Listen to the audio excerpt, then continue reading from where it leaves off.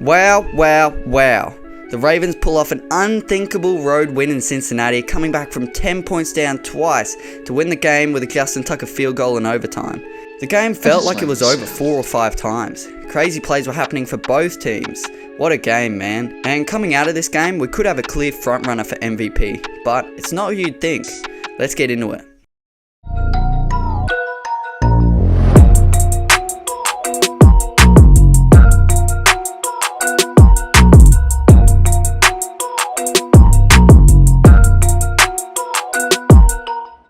So, we might have just seen the game of the year. The Ravens and the Bengals, a division game in Cincinnati, a must-win for the Bengals going into the game, as now they're 1-4, and it looks like their playoff chances are hanging on by a thread. Which is insane when you look at Joe Burrow and Jamar Chase's stat lines from this game. Burrow threw for 392 yards, 5 touchdowns, had a 137 passer rating, but did throw a costly interception to Marlon Humphrey.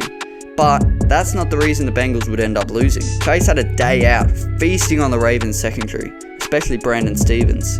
Chase had 10 receptions for 193 yards and 2 touchdowns, including this insane 70-yard breakaway touchdown right after the Ravens cut the lead to 3. Since Higgins has come back, it's really allowed Chase to start being that damaging player we all know he is, after a slow start to the year for his standards. The game actually started with the Ravens getting on the board first with a Derrick Henry touchdown run, which gave Henry his 100th career touchdown and put him over 10k yards, which in this modern passing era is just wild. He's truly one of the greatest running backs of this generation and looks like he's not slowing down anytime soon. The Bengals then replied by driving down the field and scoring a touchdown of their own to tie it at 7-7. The Ravens then retook the lead with a pass underneath to Rashad Bateman. Great to see him start to improve a bit finally. Feels like every year we're waiting for him to break out, so maybe this year if he keeps playing well. Then the Bengals kick a punt which lands at the 20, and for some reason Tylan Wallace doesn't opt to return it, and it gets down to the 2-yard line, which sets up a Sam Hubbard safety from some pitiful Ravens blocking. Gotta be better on the goal line, honestly. Both teams exchange punts, and the Bengals then drive down and score another touchdown before half, and then go for 2 to put them up by 3. But then Joe Burrow gets picked by Kyle Hamilton, who tries to take it all the way back for 2 the other way, but a PI call takes it away, and then the Bengals punch it in for 2 with Chase Brown. So the score is 14-17 going into halftime, and feels like it's going to be a bit of a back and forth game, and oh man was it. Just look at this drive summary. Bengals touchdown, Ravens touchdown, Bengals touchdown, Ravens touchdown, Bengals touchdown. And then it happens. Ravens down by 10, 28-38, 5.5 minutes left in the fourth. Second and goal from the 6-yard line. Lamar fumbles the snap. He's able to pick up his own fumble, fend off a charging Sam Hubbard, escape the sack, and throw a laser to Isaiah Likely for one of the touchdowns of the year. What a play. Just another insane Lamar Jackson moment to add to the highlight reel. And it keeps Baltimore alive late in the game, especially as on the next drive, after moving down the field and getting well within field goal range, Burrow throws that crucial pick I mentioned earlier. The Ravens then take the ball the other way and kick a game-tying field goal. But there is still a minute 30 left on the clock, and the Bengals have 3 timeouts. But after a Matabike sack, Zach Taylor makes a call to just play for OT. It's a bit of a questionable call in my books, but by far not his worst call that he would make in this game. The Ravens win the toss and get the ball first in OT, and Lamar fumbles again, this time not recovering it, and the Bengals take over on the Ravens' 38-yard line with a chance to win the game. Now, we already know Burrow was tearing up the Ravens secondary. He'd lit the Ravens up all game through the air and had some one-on-one matches on the outside, but instead of throwing, Zach Taylor decides to run the ball 3 times for 3 yards and attempt a 53-yard field goal to win the game. Not great coaching from Taylor down the stretch, and making the call to just run 3 times and kick a field goal is probably exactly what the Ravens wanted in this situation. Evan McPherson ends up missing the field goal from a botched hold, and the Ravens immediately rip off a 51-yard run to set the Ravens up at the 2-yard line for Justin Tucker to win the game with a field goal. What a game. Both teams played phenomenal, and both teams also made some crucial mistakes, and really either team could have won it, but the Ravens did to advance to 3-2 and claim their 3rd consecutive win. The Ravens' offense was really what carried the Ravens today. Bengals were able to stop the run for most of the day. Derrick Henry only averaged less than 3 yards a carry all day until overtime, but that allowed Lamar to dominate in the air. He had 348 yards, 4 touchdowns, no picks, and had another 55 yards on the ground, which put him over 400 total yards for the day. Just a big performance, and because he was throwing more, he was able to get his receivers the ball, which hasn't really been happening much this season.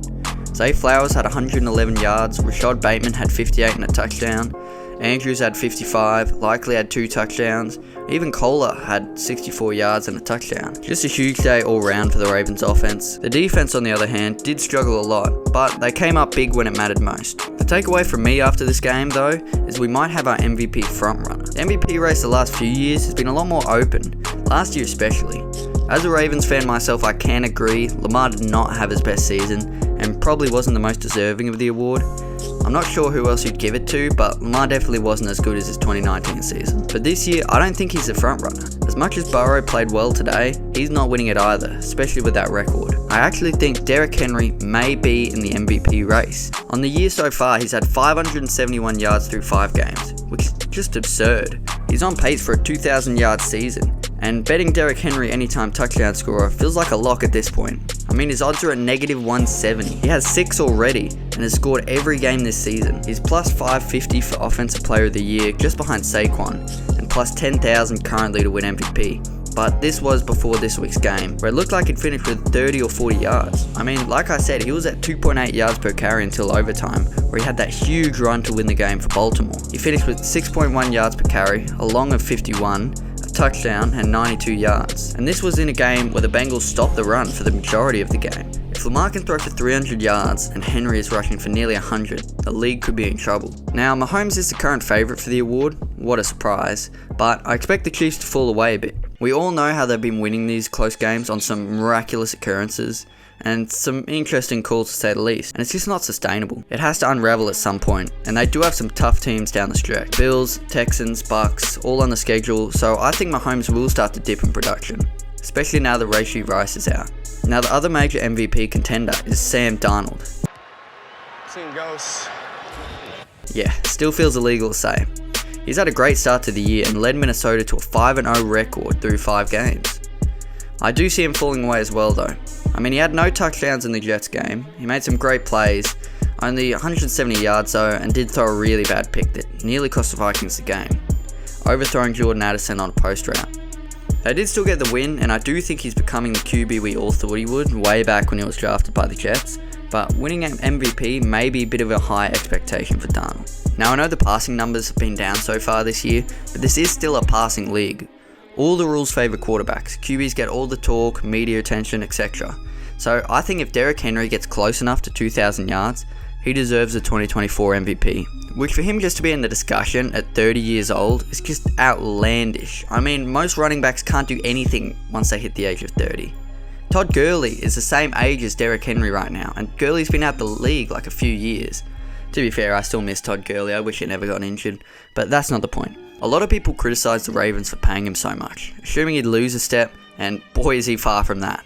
But what do you think? Will Derrick Henry exceed 2,000 yards for the second time in his career? Could he win MVP? Tell me your pick for MVP in the comments, and I'll see you in the next one.